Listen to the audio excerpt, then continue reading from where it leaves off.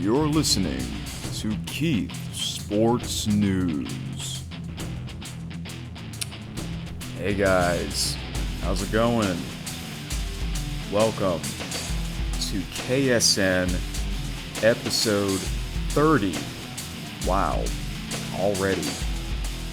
Episode 30. That's crazy. So, if you've listened to a bunch of the episodes that I've done, thank you very much. Then you must like this channel of me talking about sports. And we had a big sports weekend.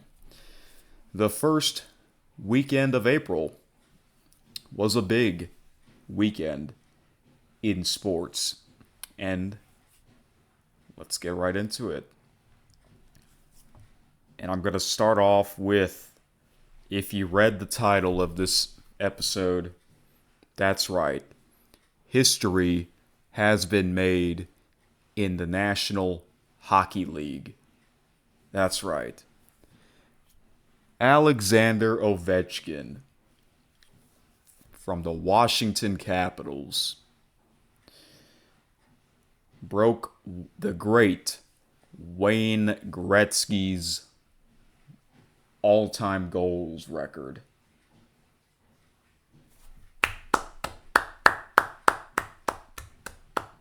Gotta give him credit, man. So, let me tell you something. Months ago, I thought he might not break the record this season. Boy, I was wrong. And lately he's been hot lately, scoring a lot of goals, and he got closer and closer and closer to the record, and it really happened. So, quick story. On Friday night, my brother called me, and he told me basically about, hey, Alexander Ovechkin tied Gretzky's record, so he might break the record. Yes, the Washington Capitals were playing on Friday night against the Chicago Blackhawks. See, my brother, he is a Blackhawks fan, but one of his favorite players is Ovechkin. So that was something for him, watching his favorite team against his favorite player, history on the line. And yeah, that was the night where he tied Wayne Gretzky's record. And Gretzky was there. I was like, was he really there? And he was. He was really there. I like that. That's cool. So, he tied it. He was so close to breaking the record on Friday night. The Capitals were playing at home against the Chicago Blackhawks. So their next game was on Sunday. And yeah, the Capitals had like 6 games left of their regular season. So yeah, I was confident that Ovechkin was going to break the record. And he did. The following game, the next game, Sunday afternoon, he broke the record against the New York Islanders.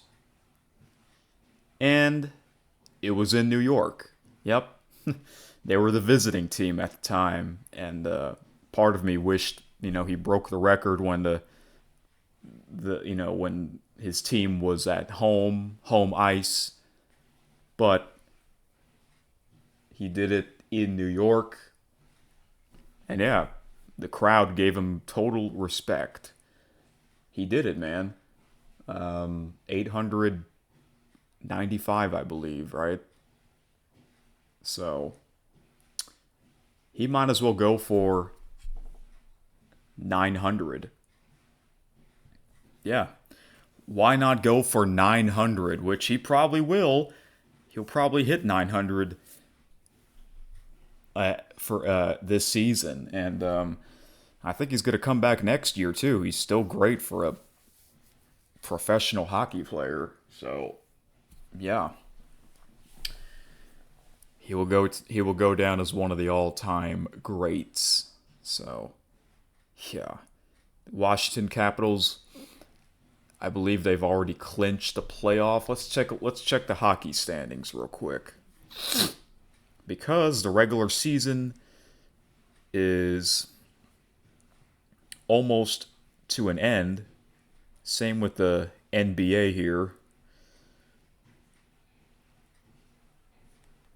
So,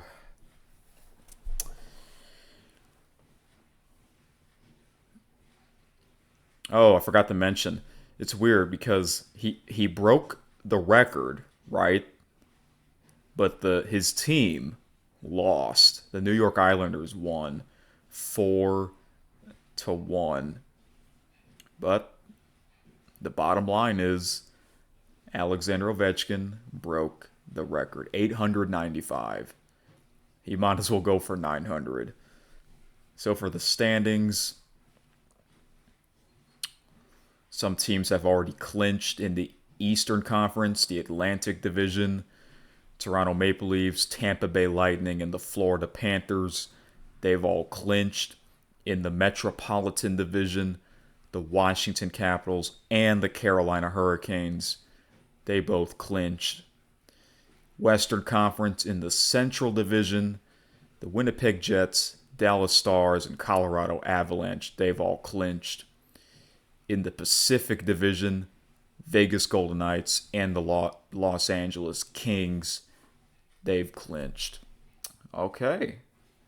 So, the best team is the Winnipeg Jets. And I remember at the beginning of the season, the Winnipeg Jets won a whole bunch of games before they finally lost their first game. So, wow. What in the world? See, I don't follow hockey that much, but this is surprising to me. The Boston Bruins are in last place in the Atlantic Division and they're eliminated. What the heck happened to that team? I'm going to have to ask my brother that question. I have two other brothers. They're twins. They're also they're Bruins fans. They're Boston Bruins fans. Because normally the Bruins, they're always in the playoffs, but this season, not only they're not going to be in the playoffs, but they're in last place in the Atlantic Conference. What on earth happened to them? Okay. So, the last day of the regular season is on Thursday, April 17th. So, 10 days, about 10 days until the final day of the regular season. In the NBA, might as well check their schedule. Their final day is... Oops. When is their final day? Sunday, April 13th, so a few days earlier. Let's check the standings. I don't follow the NBA much, but sometimes I'll hear some news about it on my favorite sports talk podcasts. In the Eastern Conference, we got Cleveland Cavaliers. They're the best teams with 62 wins and 16 losses, followed by the Boston Celtics, 58-20. The New York Knicks, 50-28. The Indiana Pacers, 47-31. Milwaukee Bucks, 44-34. And the Detroit Pistons, 43-35. So those teams are in the playoffs in the Eastern Conference. In the Western Conference, the best team is the Oklahoma City Thunder, 64 wins and 14 losses, followed by the Houston Rockets. They're not even close to the Thunder. The Rockets are 52 and 27. The LA Lakers, they're 48-30. Denver Nuggets, 47-32. LA Clippers, 46-32. Same with the Golden State Warriors and the Minnesota Timberwolves and the Memphis Grizzlies. So far, the Oklahoma City Thunder and the Houston Rockets have clinched. So still a lot more unwrapping to do until the end of the regular season. How are the Toronto Raptors doing? Where's the Toronto Raptors at? Oh, they're eliminated. Okay. I mentioned Toronto because I have the Canadian sports channels, TSN, which stands for the Sports Network. But at first, I thought it stands for Toronto Sports Network because their studios is in Toronto, and Toronto has 4 major sports teams there. And Toronto is the biggest city in Canada. All right. So, other news here. So, NHL, NBA playoffs are coming soon. Their regular season is coming to an end. All right. Let's move on to. Let me see if there's any interesting news I want to share before I get into April Madness. Okay. Let's see. Oh, if you hear that sound, that's the washing machine. I am doing my laundry as I speak here.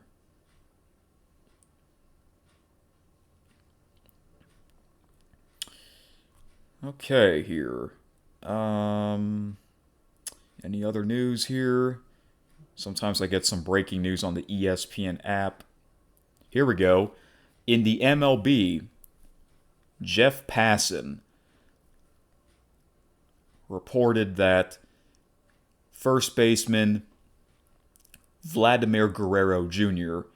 and the Toronto Blue Jays are in agreement on a 14-year, $500 million contract extension pending physical, sources tell ESPN, a monumental no-deferral deal to keep the hometown star in Toronto for the rest of his career. Wow. And I forgot. Vlad Guerrero Jr., he was born in Toronto. That's right. Dominican Canadian baseball player. His father was a great player, and he's just as great. So, my thoughts, I'm glad he's staying. Because I've always liked him. Toronto loves him. Great player.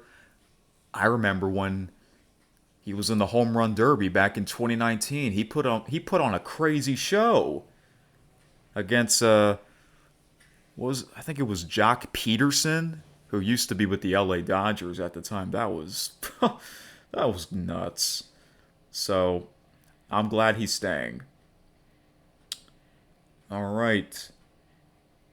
Let's see. I got a notification about the torpedo bats.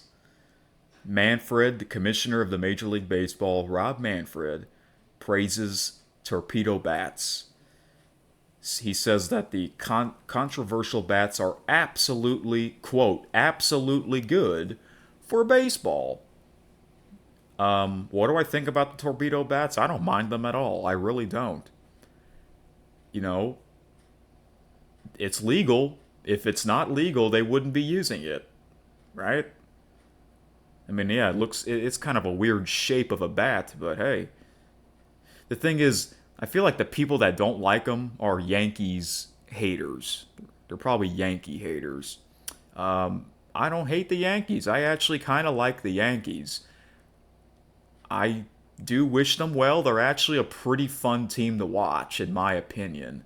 Um, I got to be honest, I was rooting for them against the LA Dodgers in last year's World Series, which is kind of weird coming from a Houston Astro fan because they're the closest team to where I live.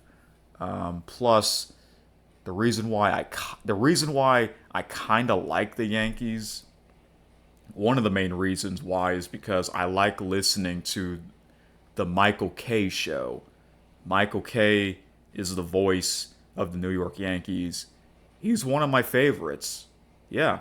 So when they finally got back to the World Series after since 2009, 15 years later, I'm like, I'm a root for this team. And also, I rooted for the team because it was John Sterling's last rodeo.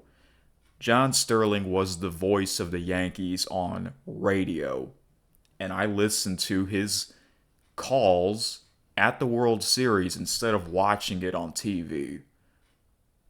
And I really like John Sterling, so that's also the reason why I was rooting for the New York Yankees. But hey, the Yankees have been off to a great start. Let's stay in MLB. Let's stay in the major leagues for a bit here. I predicted my last episode of KSN at the time two undefeated teams, one winless team. The LA Dodgers and the San Diego Padres were undefeated at the time, and the Atlanta Braves were winless at the time. And I predicted that those streaks would come to an end this weekend. Whether if it's Friday, Saturday, or Sunday, I knew those three teams' streak would come to an end. And that's what happened. And it all ended on Friday for three of those teams. The LA Dodgers winning streak came to an end on Friday against the Philadelphia Phillies at Philly. The San Diego Padres winning streak also came to an end against the Chicago Cubs at Wrigley Field. And then that evening, the Atlanta Braves shut out the Miami Marlins 10-0 in Atlanta. And there you have it. You know, the Phillies are a tough team.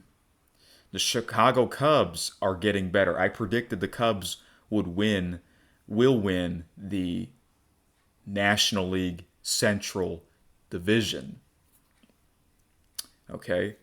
Another team you should keep an eye out on, the San Francisco Giants. You got the Giants, the Padres, and the Dodgers all in the same division, and they are great teams so far. Yes, I know the season just started. There's a long ways to go. I get that. But, yeah. Yeah, the Seattle Mariners, they took on the San Francisco Giants on Friday. The Giants beat the Mariners 10-9 in 11 innings. The game was actually 4 hours. Now it's rare when an MLB game is 4 hours because of the new rules, speeding up the game, the pitch clock, and all that. So I'm glad their fans got their money's worth. All right.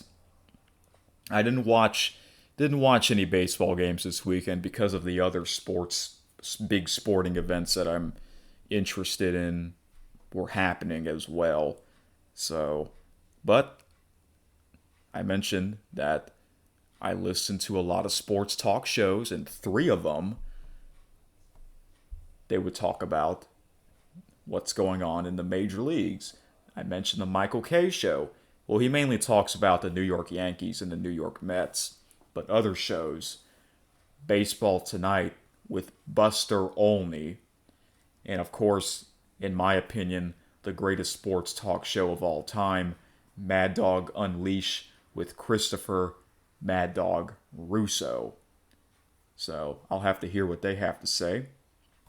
All right. But yeah. Oh, another thing. I saw the highlight video, the Colorado Rockies were playing against the Athletics. And I guess it was on Friday, but it was chilly, cold in Colorado. It was actually some small some flurries. Yeah, isn't that crazy? In April, there's going to be some pretty cold games. I was checking the weather. The Chicago Cubs are going to have some cold games. Same with the Detroit Tigers. I might tune in and see what that looks like, or keep an eye out for the highlight video. So yeah. All right. The shirt that I'm wearing, we're going to move on to. That's right. The UFL, United Football League. I'm wearing my other Houston Roughnecks shirt. And if you're watching the video, check this out. This shirt at the bottom. Yep. Says XFL. That's right. The Houston Roughnecks were actually an XFL team. That's why I don't like that they're in the USFL conference. Doesn't make any sense. And what doesn't make sense is that their coaching staff, they came from the Houston Gamblers from the USFL. So why aren't they the Houston Gamblers? I would prefer them. I would prefer the Houston Gamblers in the UFL, mainly because they have better uniforms. Not a fan of the Roughnecks uniforms. It just looks ugly to me.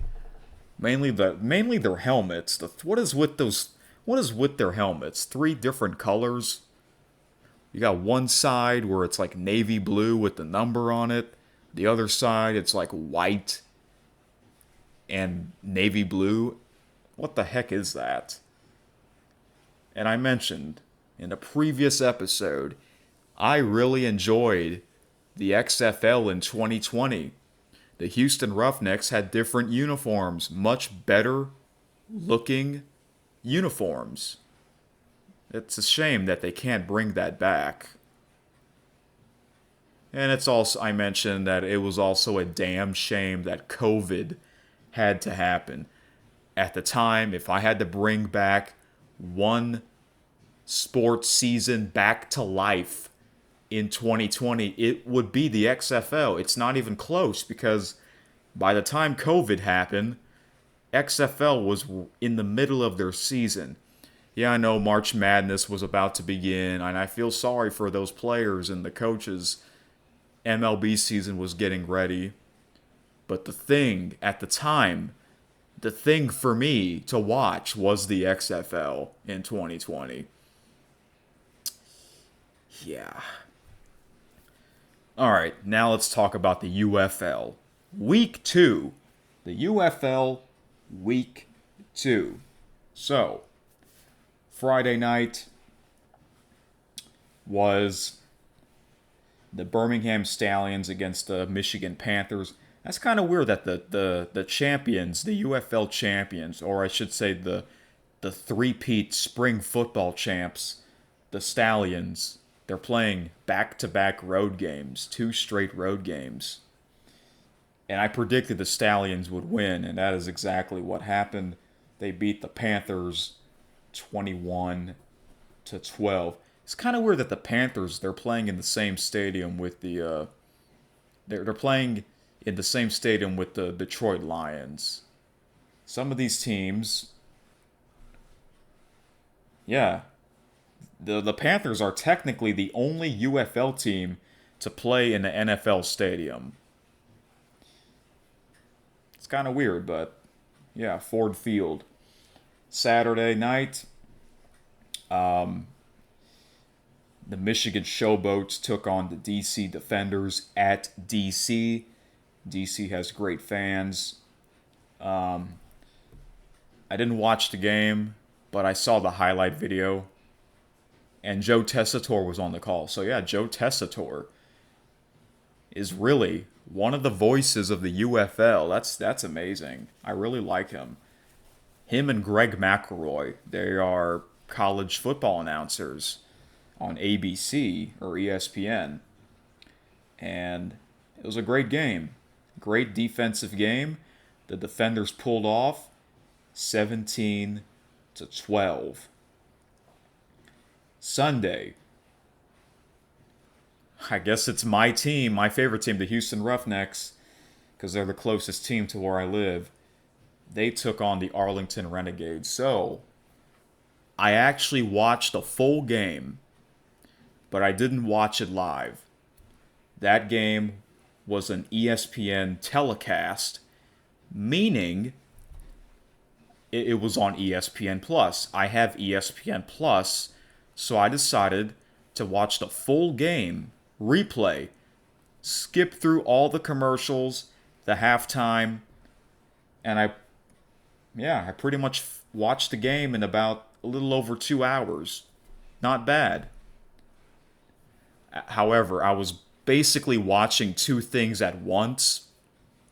Um, I was I was watching something else on my big TV, but I was watching the football game on my laptop, which I'm using right now for this recording. So, yeah, and I was watching, I had the game on mute. Sometimes I watch sporting events on mute while I'm listening to something else, you know? So that's what I did. Very, very, very low scoring. It was like 3-3 after 3 quarters. The game was actually chilly. The game was in Arlington. Yeah, the temperature, there was like a big cold front and it was chilly in Arlington. So, the Roughnecks or the Renegades scored a touchdown to make it 11-3.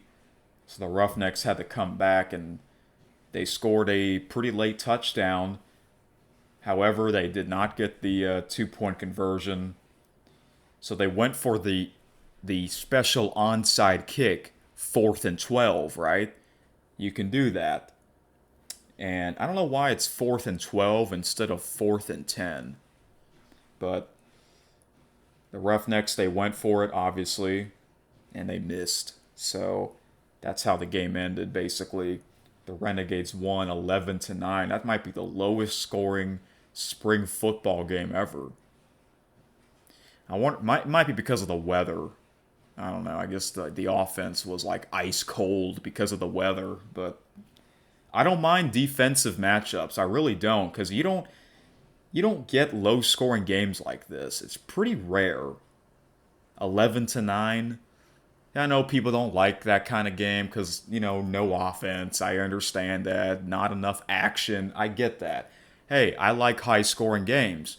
But once in a while, I enjoy watching a low scoring game. You know?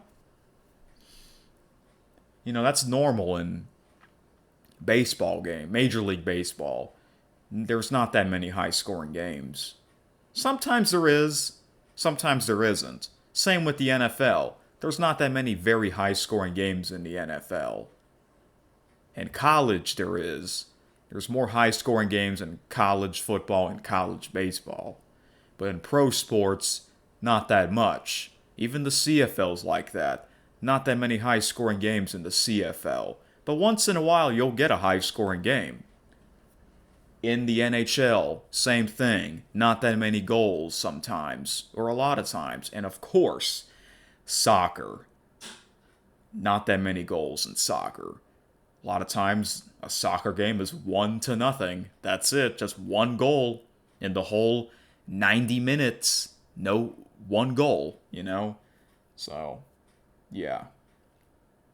But let me tell you this, if I ever go back to a Major League Baseball game, I hope the game is high scoring, because that would make the game longer. I want to get my money's worth. Yeah, MLB, sometimes they'll have games that are 1-0 or 2-1. Those games are very quick. Those games are just 2 hours and 15 minutes. Man, if I go to that game, I'm going to be upset. Like, dang, man. The game's over already. Where's my extra hour? You know what I'm saying? But if the game is high scoring, most likely the game's going to be an hour longer. So that's what I hope. If I go to a game, if I ever go to a game, I hope it's high scoring. I want to get my money's worth. And then the last game, the San Antonio Brahmas took on the St. Louis Battlehawks, and it was the Battlehawks home opener. They have the best fans. They clearly have the best fans because most of their fans go to the games. That's fantastic. I knew the Battlehawks would win because of their home team crowd, and I think they're just a much better team. I think they're the best team right now. It's a shame that they weren't in the UFL championship game last year, but they got revenge. They beat the team that beat the Battlehawks to go to the UFL championship game last year. That's what happened. I watched some of the replay. Yeah, the game was on FS1. It was a Fox Sports telecast. And late at night, they'll have the replay on of that game, either on FS1 or FS2. And, because I always stay up late. I don't wake up very early. And I watched some of that game. And then I just had a feeling, in the second half, it was basically all Battlehawks. So, yeah. And, San Antonio Brahmas, they had to play 2 straight road games because their venue is the San Antonio Alamo Dome. And speaking of the San Antonio Alamo Dome, that is where I bring up April Madness. That's right. This past Saturday was the Final Four. All 4 number 1 teams. The second time in history, right? All 4 number 1 seed were in the Final Four. The last time that happened was, I believe, in 2008, and that was also in the San Antonio Alamo Dome.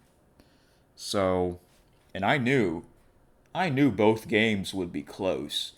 It was hard to make my prediction. It's like a coin flip, right? So the first game was the Florida Gators against the Auburn Tigers. Originally, my prediction, I picked the Auburn Tigers. The Auburn Tigers are the number 1 overall seed. And it was a close game. So this game, at halftime, Auburn was winning 46-38. Pretty high scoring first half. So Auburn was the favorite to win. According to ESPN, the win probability, not by much though. So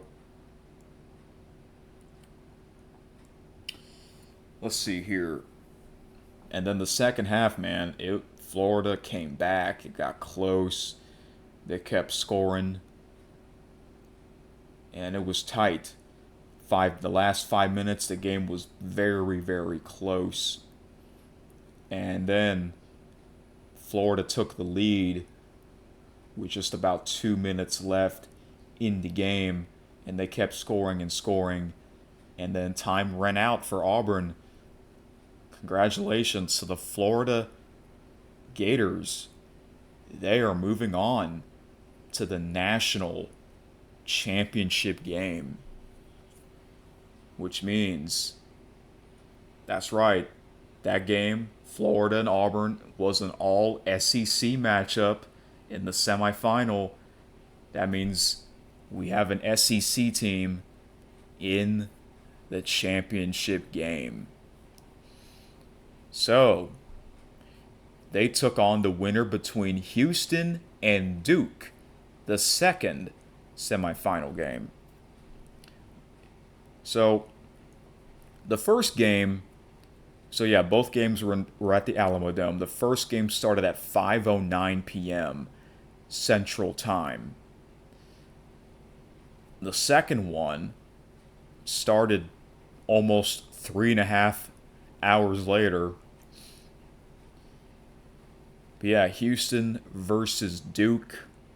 I picked Duke to win, and they were winning at halftime 34-28. The second half, Houston scored a lot of points. And I heard that Houston has like the best defensive team. So this game was very close. Duke was winning pretty much the whole game. And Houston, they took the lead at the very end. And that's how they won. Houston won 70-67. So that means I got both games wrong. Yep. My national championship game, I had Auburn against Duke. But nope. Instead, we are getting Florida versus Houston.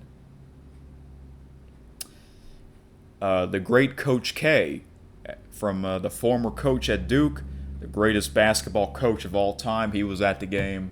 He has a podcast on SiriusXM called Basketball and Beyond with Coach K. I don't know if they're going to do a Monday episode before the national championship game or they'll wait until after the game, the championship game. But yeah, he didn't look too happy when Duke could not pull off the win. So it is set, folks. Florida against Houston. So for years, the game would be at 8:20 p.m. Central Time. People would criticize that the game would start so late for viewers on the East Coast, and I can't blame them.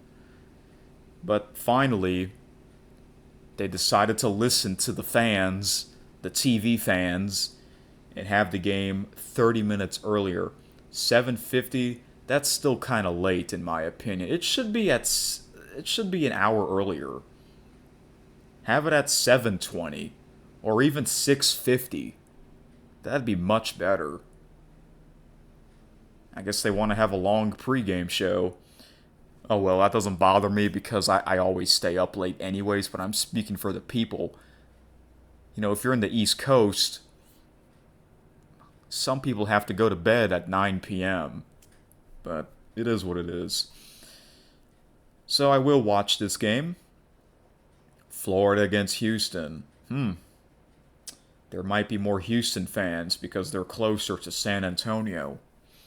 It's about a few hours away. I don't know who's going to win. Let me see. I think Florida's the favorite.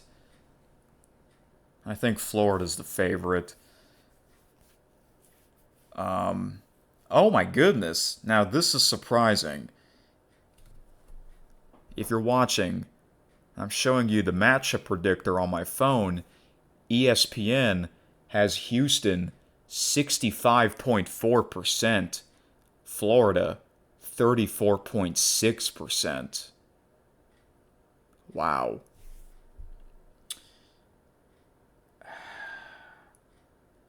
To be honest, I don't care which team wins. I guess I'll pick Florida because they're the SEC team. It would be kind of cool if an SEC team wins it, but it'll also be cool if Houston wins it. I hope it's a good game. I think it will be. I'm going to go with Florida. And the last thing I want to talk about real quick is the women's tournament. They just had their national championship game on Sunday.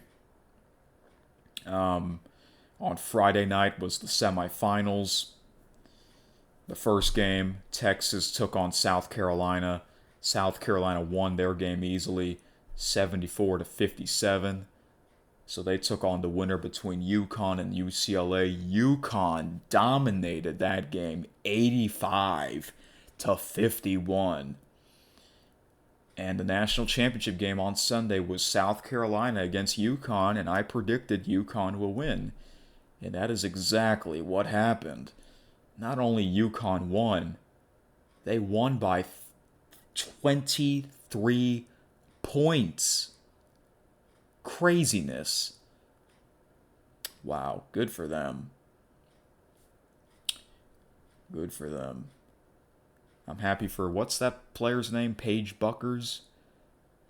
She's going straight to the WNBA draft. I think that's coming up pretty soon, right? Yeah, because the WNBA, they begin their season on May 2nd. Less than a month, the WNBA begins their season.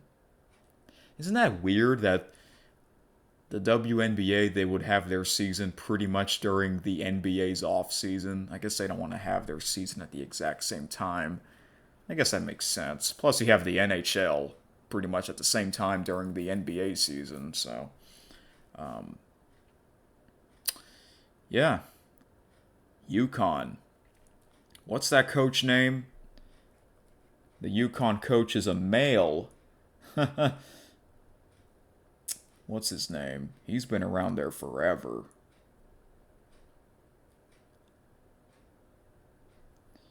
Gino Auriemma. Yeah. He is probably the greatest women's basketball coach of all time.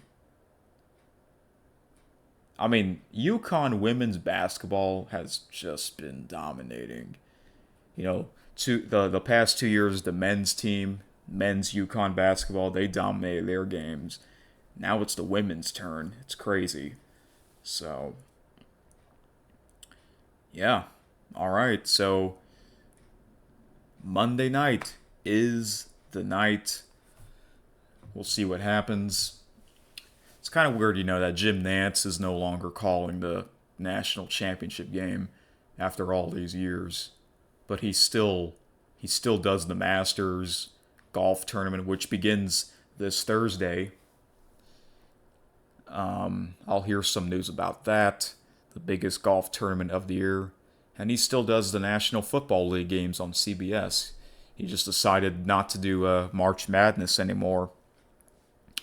But the guy who succeeded him in that is Ian Eagle. I like Ian Eagle. And I like his son too, Noah Eagle. It's crazy. His son looks like him and he sounds like him too. Father and son, man. That's awesome. So, yeah. Another big weekend in sports. So, I'll be back on Friday. I'm going to get back into talking about the WWE because we are getting closer to WrestleMania 41 in Las Vegas. Normally, WrestleMania would be on the first weekend of April, but not anymore. I think it's because of the March Madness, or the April Madness Final Four, no longer on the first weekend of April. So, yeah. I did mention before I want to do a special edition where I talk about the WrestleManias that I watched live, just like when I talked about the Super Bowls that I watched live. And yeah. So, I love listening to that show, Busted Open. And 2 other shows on YouTube, Not Sam Wrestling and Rosenberg Wrestling. They're great guys to listen to them talk about pro wrestling. Alright guys, I think the washing machine has stopped. I think it's done, ready for me to put the clothes in the dryer, then I'm going to go to bed. So, thank you for listening. Enjoy the March Madness, more MLB, baseball, National Hockey League, NBA, getting closer to the playoffs and WrestleMania. WWE. See you next time. Thank you for listening to Keith Sports News.